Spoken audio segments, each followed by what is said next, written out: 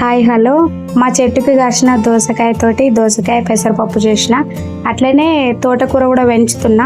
కొంచెం తోటకూర వచ్చినుండే, తోటకూర పుదీనా కూడా కొంచెం వేసి దోసకాయ వేసి పెసరపప్పు మట్టి కుండ ఉండే బాబు కోసం అని చెప్పేసి అందులో వేసి వేసిన. టేస్ట్ అయితే అసలు చెప్పలేను, అంత బాగుంది, అంత సూపర్ టేస్ట్ వచ్చింది. బాబు అయితే మస్తు ఇష్టంగా తిన్నాడు. ఏది చేసినా అసలు మారం చేయడు, ఫుడ్ విషయంలో మంచిగా తింటాడు.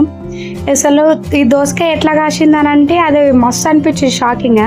పొద్దున నేను ఒక తమలపాకు తెంపుకుంటా అని చెప్పేసి చెట్టు దగ్గరికి వెళ్తే దాని వెనకాల చిన్న దోసకాయ కనిపించింది. దోసకాయ ఇక్కడెక్కడిది అని చెప్పేసి వెనకకి చూస్తే చెట్ల కిందనే దోసకాయ చెట్టు పెరిగింది, దానికి ఒక చిన్న కాయ ఉంది. అసలు అది ఎప్పుడో దోసకాయ తీసుకొస్తే దాని విత్తనాలు పడ్డట్టున్నాయి, చూసుకోలే. అది అంత పెద్దగా అయ్యి కాయ అయ్యేదాకా కూడా తెలియదు. దాన్ని చూస్తే కొన్నా కానీ ఎవరైనా ఫ్రీకి ఇచ్చినా అంత ఆనందం అనిపించదు కావచ్చు. ఆ కాయ చూస్తే ఎంత హ్యాపీ ఫీల్ అనిపించింది.